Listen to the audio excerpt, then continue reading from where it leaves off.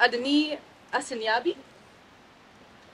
Adeniyi is an assistant professor in geography in the Department of Community, Culture, and Global Studies at UBCO. His research explores political ecology at the intersection of forests and climate change. Welcome. Imagine, you probably are thinking, this guy looks too serious to to offer anything, spectacular. It's been a beautiful, beautiful afternoon. Thank you so much for. Light the mic up. Now you can Oh, stand yeah. up, nothing just Yeah, perfect. Great. Thanks again, Steve and Field Lab for the invitation to join. First, I'd like to just acknowledge the beautiful land on which I work and live. It's always a joy to be able to come out and just enjoy nature here. And just acknowledging the indigenous peoples, the Silk Okanagan Nation, who have continued to care for and defend this land in spite of history of oppression and ongoing oppression as well. And I also do recognize my responsibility, as I do recognize my responsibility, as a recent immigrant to this land, a visitor, to continue to educate myself on the history of this land and of its people. So having said that, when Astrida invited me to, give a short talk and something creative, reflective, as someone who has experience on fires from elsewhere around the world, I thought, what could I possibly do? I'm used to the intense academic world, but I took on the challenge, offer something a little bit different from what I was doing now. And I thought, okay, I'll share some proverbs from the Yoruba people. I am Yoruba from West Africa. The Yoruba people, one of the major ethnic groups in Nigeria, in southwest Nigeria. While Nigeria, Ile-Ife is the sort of the cradle of Yoruba people, the Yoruba ethnic group is spread across Cameroon, Nigeria, Togo, Benin, and there's also a well-established Yoruba tradition in Latin America and the Caribbean. So I thought, okay, I'll draw on some of the proverbs of this group and look at how these proverbs came to be. So of course, proverbs are complex. They're creative. They are also they carry with them. At least most people would agree. They carry with them some of the ideals, the philosophies, the practices, and the wisdom of cultures. And there is intense debate around their role and what they actually do across different cultures. Yoruba people are really big on proverbs, really, really big on proverbs. Hardly will you find Yoruba elders speak for about 2-3 minutes without throwing one or two proverbs in there. So I thought, okay, I'll pick on a few of those and then see what I do then. So I've sort of curated 5 key proverbs around fire. So I drew these proverbs from a compilation by one of the Yoruba professors, Womoyela, professor of English at the University of Nebraska, who sort of compiled about 5,500 Yoruba proverbs, published in 2008. This was a fruit of about 40 years of research, from what he did. So proverbs are extracted from at least many proverbs, Yoruba proverbs especially. Many of them are extracted from historical practices, right? But then passed down through generations as idioms, detached from their specific context, so that people can repeat them in conversations, and sort of carry on the wisdom that some of these proverbs carry. So what I want to do right now is to sort of take some of these proverbs, 5 of them, and try to imagine the context within which these proverbs were developed, right? Within which these proverbs emerged. And one other thing I forgot to say is that the sort of documented history of the Yoruba people, goes back to 500 BC, 5th century BC. And as far back as the 8th century, some of the Yoruba empires were already well known across Africa. So some of these proverbs, go back, a few centuries, a couple of millennia. So I'll start right away. The first proverb um, says, "Ina ki ijo, ki ogiri isa."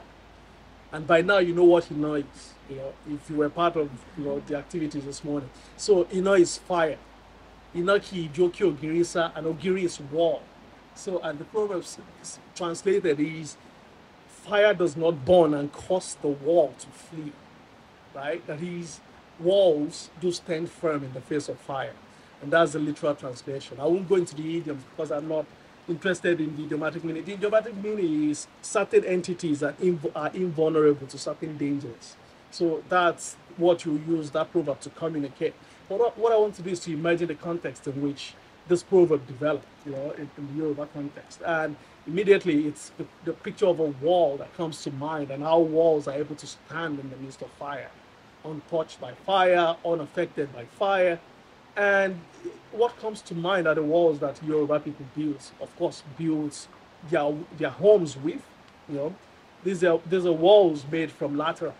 Laterite from clay, which essentially did not burn, because those walls were considered the most important structure of the house, right? So whereas the thatched roof would be the first to burn in the midst of fire, but the walls themselves would stand. And in fact, they'll be strengthened by fire, because firing those walls was like making a fire pottery. You basically strengthen fire pottery by firing it. So those were the kind of walls that the Yorubas built. And if you want to know why they say this proverb, you probably also need to hear about stories of this massive systems of walls that the Yoruba towns and cities and kingdoms, ancient kingdoms of Yoruba people, sort of built around their towns and cities. And one of the more popular of this walls was traced back to the 8th century AD, right? And it was commissioned by a woman, called Chief Biliki Susumbo. So the name of the wall itself today is called Sumbo's Eredo. And it's about 150 kilometers in length, in perimeter, and about 15 meters tall. And these are walls made from laterite and from this earthwork. So earthwork, mounds, and some of these walls are still standing today. And these walls currently have been listed on the tentative list of the UNESCO World Cultural Heritage Sites. So walls, it seemed like people were pretty much fascinated by walls, and that sounded cool to me until recently you realize that, other people are building walls too. And, think about Trump and the wall in the US, and you find building walls doesn't sound as cool as it used to be. But the interesting part is how people build structures that withstood fire to the extent that was taken for granted in Proverbs, that walls don't flee in the face of fire. So that's one. The second proverb is Omo Inala Arosina. So Omo is child, right? Omo Ina, that is the child of fire, is what you send to fire. So, and the meaning of that is, the idiomatic meaning is, it is best to match the remedy to the problem. That's the context in which you would say that proverb. But the context of that proverb suggests that people actually fought fires by using small fires. So you send small fires to deal with big fires, and Yoruba people did that, in all their history. And it speaks to the ways in which, of course, small fires were used to fight big fires. And one thing that most people would know is the fact that the African continent is also called the fire continent. And there are at least two reasons why it's called. So one is that most of the fires that burn around the world, most of them burn in Africa. About 70%, NASA estimated, of the areas burned by fire every year is burned in Africa. And these fires are actually very small fires lit by communities managing landscapes. And those fires have been burned they have continued to be burned annually for centuries, for millennia, essentially, right? So that's one reason why Africa is called the land of the continent of fire. The other reason is because Africa has the most frequency of thunderstorms and lightning. That's another fact, that is out there. And there's lightning, of course, at the cause of natural fire. But this natural fire don't get out of hand precisely because the local community, because of those smaller fires that communities like. So you don't see many communities in Africa being evacuated because of fire, right? So, but what's interesting here is also that it then appears not surprising to then see many groups in Africa, Yorubas to start with, having particular Orisha. Orisha mean deity or gods, gods dedicated to, or gods of fire, gods of thunder. So the Yoruba group, for instance, have a few gods of thunder and fire, and the most popular of them, which some of you might know, is Shango. Shango is the god of fire, god of thunder in the Yoruba mythology. And Shango was the sort of the legendary king of the Oyo Empire, and was the fourth king of the empire, and legend added that Shango was so fascinated by his own magical powers, including the power to actually produce thunder and lightning, that one day he inadvertently sort of, created thunder and fire, which basically destroyed his own palace and killed his own wives and children. And in penitence, he sort of went away from his kingdom and went and hanged himself. But what had happened was some of his detractors were casting aspersion on his name, sort of making fun of him. And while they were doing that, lightning and thunder happened and sort of struck them and caused them to die as well. So that the followers of Shango saw all of that. They saw that even in death, Shango was still avenging, this assault on his own name. So they then set up the shrines and began to, to pay homage to Shango, and then became the deity of thunderstorm and fire. So today, Shango, is a reminder, of the sort of the abundance of thunder and lightning on the African landscape. And for the Yoruba, it's so important, so that knowing how to respond to fires when they get out of hand, whether fires lit by communities that get out of hand or natural fires started by this lightning and they get out of hand, knowing how to respond to those fires has become so critical. And just remembering that Omonola, it's using fire to sort of respond to fire. It's one of the key ways through which the Yoruba people, have dealt with fire in the landscape for a while. So the third proverb here says, "Bí a bá mú iná kúrò lóko, àfi àgbẹ̀ tí yóò jọ̀gẹ̀dẹ̀." And the literal translation of that is, if one remove fire from the farm, only the farmer satisfied with a diet of banana will be unconcerned, will not be concerned about it. So, and the context in which you use that, the sort of idiomatic understanding of that is that deprived of one's font of power, people become powerless, right? They become ineffective in doing whatever it is they want to do. But the context in which this proverb developed, so this idea of if you remove fire from the landscape, from the farm, and in the Yoruba context, there's no difference between farm and forests. These two blend together. So when people say farm, they're talking about the entire landscape, because they farm in the forest is part of the farm, the landscape is that way. So this idea of removing fire from the forest, and then rendering the community ineffective or rendering them powerless is so essential to understanding how useful fire was to the people in terms of managing the landscape. And they use the diet of ogede, diet of plantain or banana, to indicate the sense in which if you remove fire from the Yoruba landscape, not only are you going to remove all the diversity on the landscape, you're also going to remove, what's available to the people, how people relate with the land, what sort of diet is available to them, and what they're able to also give back to the land. So the fire was so central to, creating that biodiverse landscape that provided and nurtured the community, and also allowed the community to nurture the landscape in return. So just a little bit about diet of banana and plantain. Why diet of banana and plantain in particular? Why is it that it's only the farmer who is accustomed to that diet who would not be concerned? It's precisely because, as some of you would know, that cultivating plantain and banana is so easy. It's relatively easy, at least, compared to most other crops. There's very little land preparation involved. Banana and plantain sort of propagate naturally using suckers. You don't have to do a lot to propagate them, so that it's only a crop like that that you can basically have on the landscape without fire, and it means that you're gonna have a sort of a monoculture of plantains and banana, which is poverty as far as Yorubas are concerned. But there's also a sense in which a diet of plantain is not ranked favorably on Yoruba's hierarchy of diet. Yorubas have a very interesting hierarchy of diet, right? And I call it interesting partly because I've never seen anyone who doesn't enjoy a meal of fried plantain, including myself. Everyone that I've seen enjoy. But still, somehow in Yoruba proverbs, to be destined to eat a meal of plantain is to be unfortunate, to suffer ill luck, or to be destitute.